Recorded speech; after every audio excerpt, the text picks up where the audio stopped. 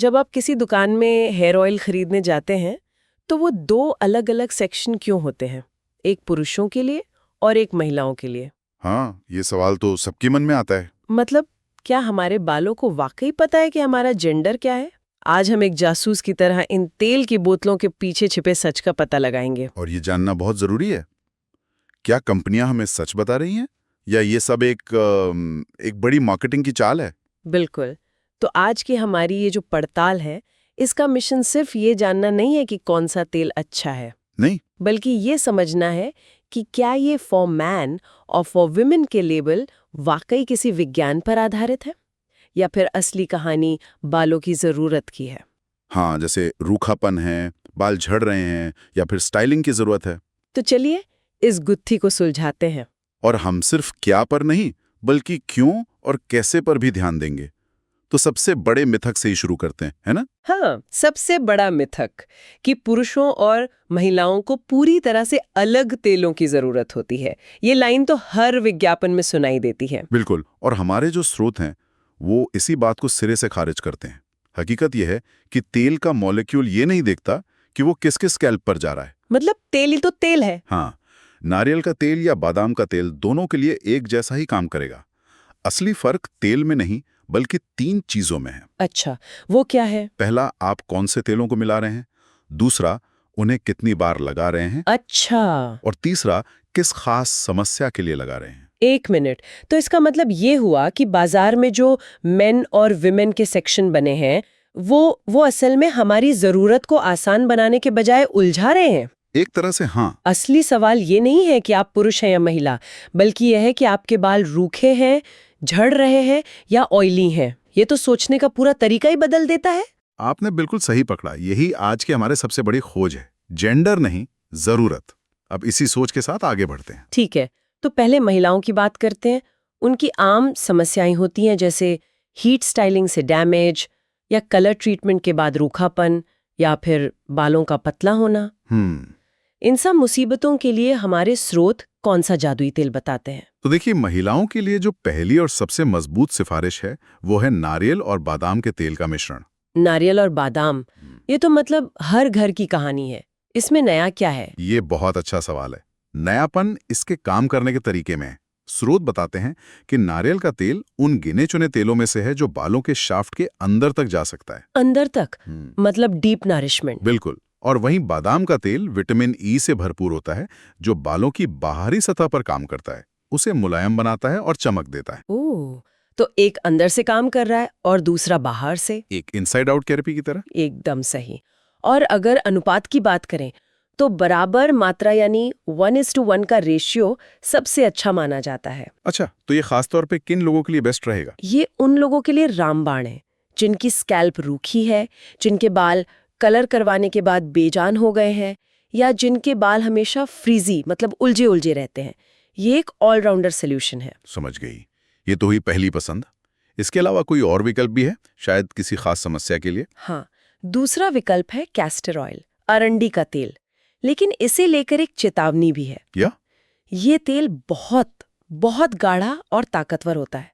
माना जाता है कि ये स्कैल्प में ब्लड सर्कुलेशन को सपोर्ट करता है, जिससे बालों की ग्रोथ को बढ़ावा मिलता है। लेकिन ये इतना चिपचिपा और भारी होता है कि इसे लगाना और धोना ही एक जंग बन जाता है। बिल्कुल।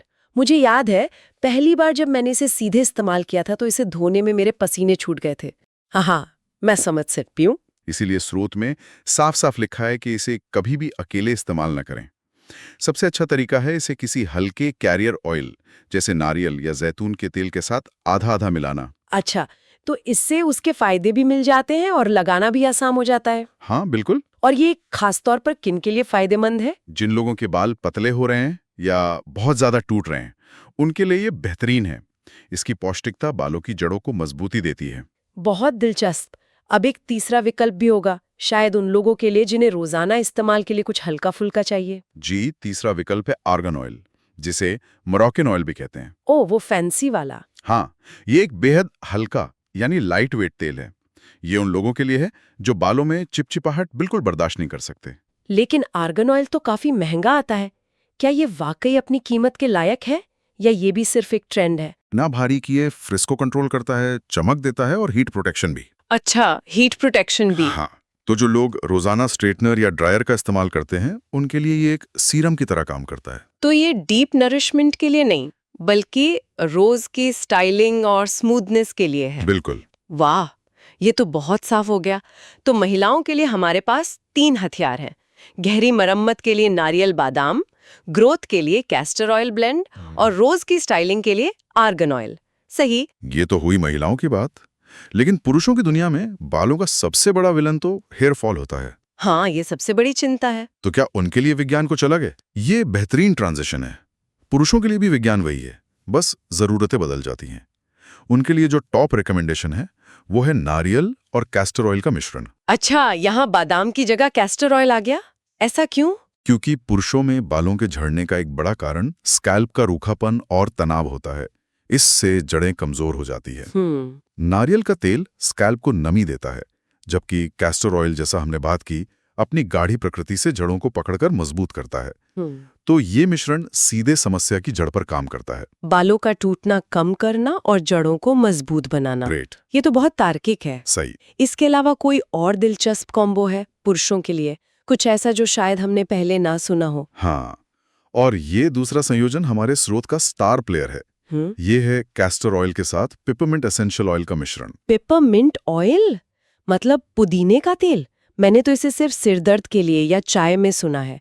बालों पर इससे स्कैल्प में जलन तो नहीं होगी? आपका सवाल बिल्कुल जायज है, और यहीं पर हमें एसेंशियल ऑयल और कैरियर ऑयल के फर्क को समझना होगा। हाँ, ये बताइए। एसेंशियल ऑयल, जैसे पिपरमिंट, ये पौधों का बहुत ही शक्तिशाली अर्घ होते हैं। इन्हें सीधे त्वचा पर नहीं लगा सकते। इन्हें हमेशा कैरियर ऑयल यानी नारियल, बादाम या कैस्टर जैसे किसी बेस ऑयल में मिलाया जाता है। कैरियर ऑयल का काम उस एसेंशियल ऑयल को सुरक्षित तरीके से आपकी त्वचा तक पहुंचाना है। अच्छा, तो कैरियर ऑयल एक तरह से टैक्सी का काम करता है, लेकिन पिपरमिंट करता क्या है बालों में? पिपरमिंट में एक खासियत होती है जिसे वैसोडाइलेशन कहते हैं। वैसो क्या? वैसोडाइलेशन, इसे ऐसे समझिए कि ये स्कैल्प की बारीक खून की नसों के लिए ट्रैफिक पुलिस का काम करता है। मतलब? ये ट्रैफिक को खोल देता है, जिससे खून और पोषण का बहाव बालों की जड़ों तक तेजी से और आसानी से पहुंच पाता है। वाह, ये तो कमाल का साइंस है। तो ये किन लोगों के लिए सबसे ज्यादा असरदार होगा? यह उन लोगों के लिए बहुत फायदेमंद है जिनके बाल पतले हो रहे हैं या जिनमें मेल पैटर्न हेयर लॉस के शुरुआती लक्षण दिख रहे हैं। लेकिन कितना मिलाना है, ये बहुत जरूरी है। काफी है, उससे ज्यादा नहीं। ठीक है, ये जानकारी बहुत काम की है। और क्या कोई हल्का विकल्प है पुरुषों के लिए? जैसे महिलाओं के लिए आर्गन ऑयल था, शायद दाढ़ी के लिए या ऑयली स्कैल्प के लिए। बिल्कुल। तीसरा विकल्प वही है जैतून का तेल या बादाम का तेल। ये हल्के होते हैं, चिपचिपे नहीं होते, और रोजाना इस्तेमाल के लिए अच्छे हैं। हाँ, जिनकी स्कैल्प पहले से ऑयली है या जो दाढ़ी को मुलायम रखना चाहते हैं, उनके लिए ये बेस्ट है। ठीक है, मेरे दिमाग में अब तेलों का पूरा नक्शा बन गया है। तो अगर मैं इसे सरल भाषा में समझूं, तो मान लीजिए मेरे बाल बहुत रूखे और फ्रिजी हैं, तो मेरे लिए नारियल बादाम का मिक्सचर बेस्ट है ना? बिल्कुल। और अगर बाल झड़ रहे हैं तो आप उसी नारियल तेल में बादाम की जगह अरंडी यानी कैस्टर का तेल मिला लेंगे। देखिए, बेस वही है, बस जरूरत के हिसाब से चीजें बदल गई। और अगर मुझे रोजाना स्टाइलिंग के लिए कुछ चाहिए जो चिपचिपा ना हो, तो मैं आर्गन ऑयल इस्तेमाल करूंगी। सही। और अगर बालों की ग्रोथ को बूस्ट करना है, तो कैस्टर ऑयल में कुछ बूंदे पिपरमिंट की। वाह, ये तो पूरी तरह से कस्टमाइज सोल्यूशन है। आपने पूरी बात का निचोड़ निकाल लिया। लेबल नहीं जरूरत। यहाँ एक और सवाल मेरे मन में आ रहा है, क्या ज्यादा तेल लगाना, जैसे पूरी बॉटल सिर पे उड़ेल देना और रात भर छोड़ देना, ज्यादा फायदेमंद होता है?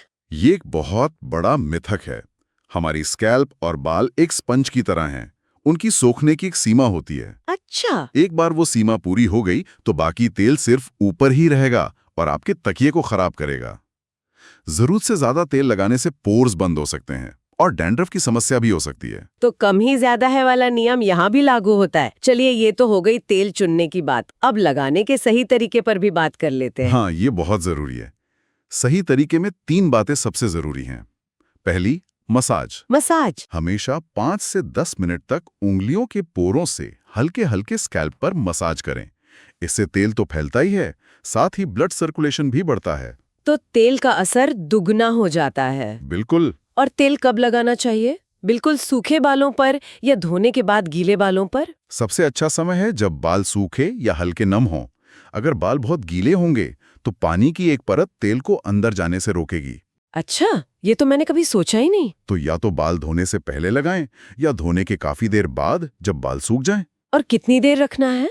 30 मिनट या पूरी रात? ये आपके स्कैल्प पर निर्भर करता है।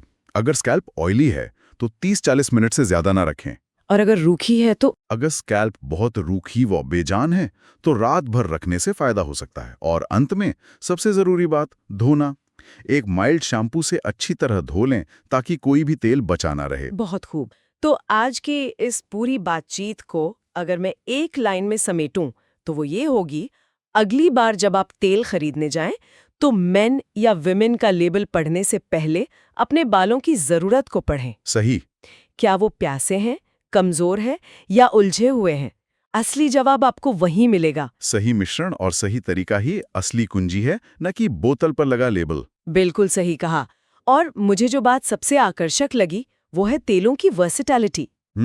एक ही कैस्टर ऑयल जब नारियल के साथ मिलता है तो पुरुषों के हेयर फॉल पर काम करता है, और जब पेपरमिंट के साथ मिलता है तो ग्रोथ को बूस्ट करता है। ये दिखाता है कि हमें बस सही कॉम्बिनेशन बनाने की जरूरत है। ये पूरी तरह से अपने बालों का डॉक्टर खुद बनने जैसा है। तो चलिए आज की इस बातचीत को एक गहरे सवाल के साथ खत्म करते हैं। जरूर। आज हमने बालों के बाहरी पोषण पर यानी तेल लगाने पर विस्तार से बात की, लेकिन एक बात सोचिएगा, क्या बालों का अच्छा या बुरा होना सिर्फ सही तेल चुनने तक ही सीमित है, या ये इस बात का भी आईना है कि हमारे शरीर के अंदर क्या चल रहा है? बहुत गहरा सवाल है। हमारे खाने पीने की आदतें, हमारा तनाव, हमारी नींद, इन सब का हमारे बालों पर कितना असर पड़ता है? ये एक ऐसा सवाल है जिसका जवाब शायद किसी भी तेल की बोतल में नहीं मिलेगा।